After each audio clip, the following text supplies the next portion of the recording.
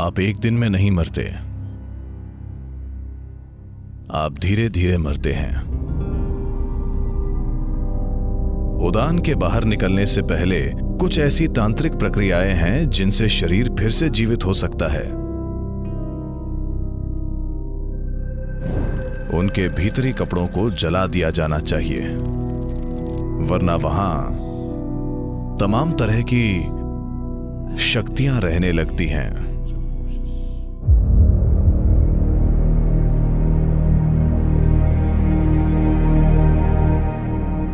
नमस्कार सदगुरु। मेरे पिता की मृत्यु के बाद भी मेरे पास उनके कई कपड़े हैं, पर मुझे पता है कि कुछ परंपराओं के हिसाब से मृत्यु के कपड़े नहीं रखने चाहिए। तो मुझे क्या करना चाहिए? जब आपका जन्म हुआ था, आपका जन्मदिन क्या है? 1 अगस्त। 1 अगस्त? ओह, आने वाला है। आप एक दिन में पैदा नहीं हुए, हालांकि आपका जन्मदिन तय है। आपको पैदा होने में 9 साढ़े 9 महीने लगे, है ना? इसी तरह जब आप मरते हैं तो आप एक दिन में नहीं मरते, आप धीरे धीरे मरते हैं। मेडिकल रूप से मृत घोषित होने के बाद भी मृत्यु पूरी तरह से नहीं होती। मुझे लगता है कि हमने इस बारे में बात की है। 5 प्राण धीरे धीरे कदम दर कदम बाहर आते हैं। भौतिक जीवन ऊर्जा, जिसे आमतौर पर प्राण कहते हैं, उसके 5 मूल रूप हैं। 10 हैं, पर वो मुश्किल होगा, तो हम 5 ही समझेंगे। उन्हें कहते हैं समान, प्राण, उदान, अपान और व्यान। मान लीजिए अगर एक डॉक्टर है जो किसी व्यक्ति को किसी पल में मृत घोषित करता है, तो अगले 21 से 24 मिनट में समान बाहर निकलने लगेगा। यानी शरीर में तापमान बनाए रखने के लिए समान जिम्मेदार है। सबसे पहले शरीर ठंडा होने लगता है।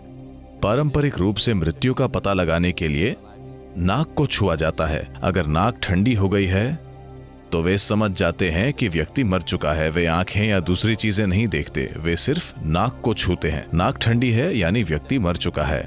तो समान तब बाहर निकलता है। 48 से 64 मिनट के बीच प्राण निकल जाता है। उसके बाद 6 से 12 घंटे में उड़ान निकलता है।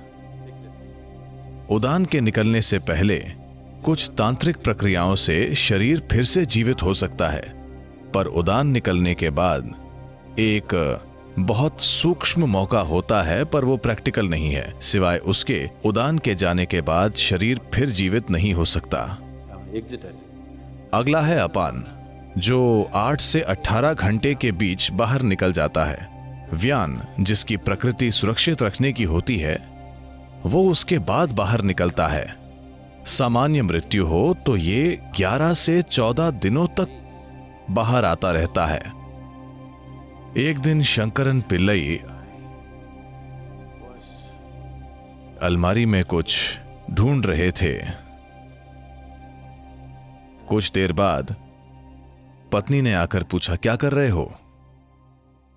उन्होंने कहा, नहीं कुछ नहीं, मैं कुछ नहीं कर रहा हूं। पत्नी ने कहा, क्या कह रहे हो कुछ नहीं? मैं पिछले आधे घंटे से देख रही हूं, तुम हमारी शादी का प्रमाण पत्र पढ़ रहे थे, क्या बात है? शंकरन पिल्लई बोले, मैं एक्सपायरी डेट ढूंढ रहा हूं।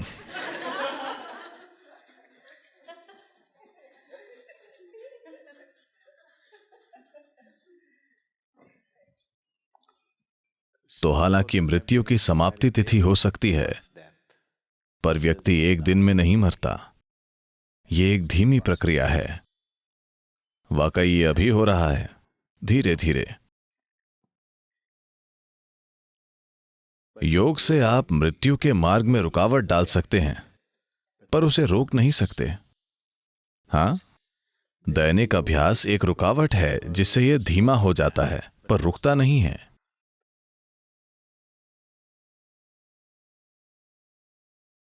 तो आज आपके पुराने कपड़ों से हम आपका डीएनए ले सकते हैं। आपके जाने के बाद 100 साल बाद हम आपका क्लोन बना सकते हैं। हाँ हाँ या ना, आपको पता है? तो कम से कम आपकी भौतिकता आपके कपड़ों से जो ली जा सकती है और हम आपको फिर से बना सकते हैं। कम से कम आप जैसा दिखने वाला व्यक्ति बना सकते हैं। हम शरीर बना सकते हैं। तो आप अभी भी हर जगह मौजूद हैं। जब योगी मरते हैं तब उस कुटिया को जला देते हैं जिसमें वे अकेले रहते थे। ऐसा करने का तरीका है, मैं नहीं बताऊंगा क्योंकि मैं नहीं चाहता कि आप यहां कॉटेज में आग लगा दें।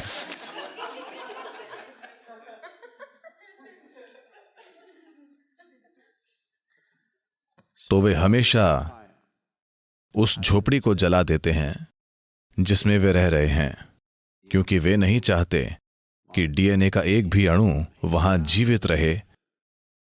क्योंकि जब एक तरह से आपका शरीर मौजूद होगा, अगर उससे आपका शरीर फिर से बन सकता है तो जाहिर है कि आपका शरीर मौजूद होता है ना?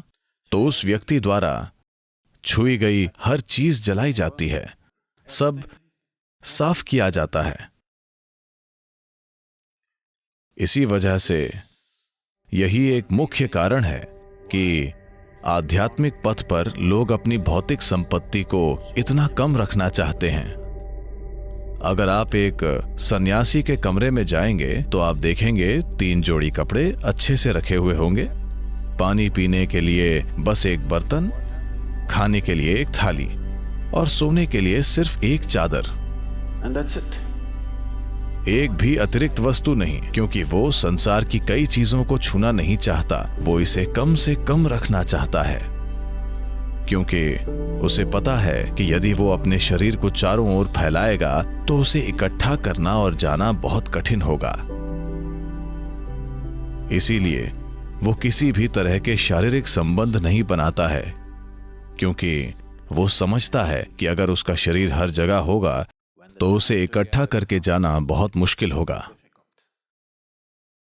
जो लोग आपके शरीर से आए हैं वे भी समय आने पर आपके साथ नहीं जाना चाहते। वे नहीं आएंगे। वे कहेंगे आई लव यू, पर वे आएंगे नहीं।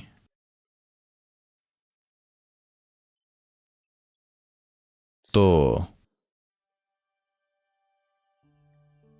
मृत्यु होने पर वो व्यक्ति जैसा था उस हिसाब से ये चीजें संभाली जानी चाहिए।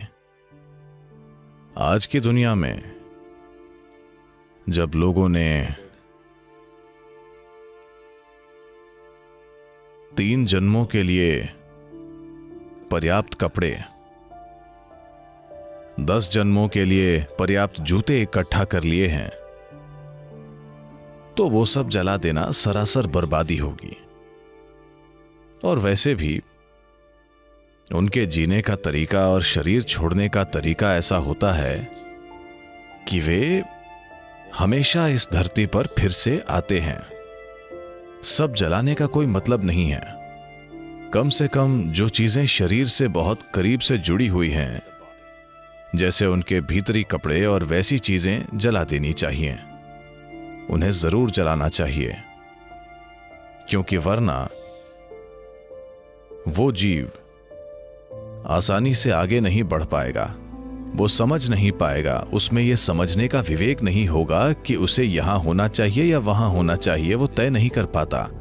निर्णय लेने की क्षमता नहीं होती, क्योंकि विवेक नहीं होता। शरीर छूटने के बाद प्राणी चीजों में फर्क नहीं कर पाता, तो निर्णय नहीं होता, बस प्रवृत्ति होती है। यहां बहुत सी चीजें हैं जो शरीर की हैं, वो उनके पास रहेगा, खासकर पहले कुछ दिनों में। तो अगर घर में बहुत सारे इस्तेमाल किए गए कपड़े हैं, जो कि पश्चिमी दुनिया में एक समस्या है, क्योंकि कपड़े इस तरह के हैं और समाज के तौर तरीके ऐसे हैं कि हो सकता है कोई 6 महीने वही जैकेट बिना धोए पहनता रहे। हाँ, आप उसका इस्तेमाल करते हैं और वहीं लटका देते हैं क्योंकि वहां ठंड है और शायद आपको इतना पसीना नहीं आता, इस्तेमाल करके लटका देते हैं। भारत में ऐसा संभव नहीं। अगर किसी चीज का इस्तेमाल होता है तो उसे धोया जाता है। कपड़ों की प्रकृति, वातावरण और सामाजिक तौर तरीके ऐसे हैं, पर यह बदल रहा है क्योंकि ज्यादातर लोग चीन में बने कपड़े पहन रहे हैं, न कि भारत में बने कपड़े। तो वे ऐसे कपड़ों का उपयोग कर रहे हैं, स्वाभाविक रूप से उनका इस्तेमाल करके उन्हें लटका देते हैं, न कि धोते हैं। इन बातों का ध्यान रखकर हर पहलू को संभाला गया था, पर हम इसे बड़े पैमाने पर खो रहे हैं। इन कपड़ों का बार बार इस्तेमाल करके लटका दिया जाता है। तो आप प्रयोग कर सकते हैं। वैसे आज कुत्ते मौजूद हैं। अगर आप एक पुलिस का कुत्ता लाएं और यहां 1000 जैकेट हों और आप उसे कहें कि जिम की जैकेट बताओ, तो वो बता देगा। हाँ, गॉड नहीं, बस डॉग।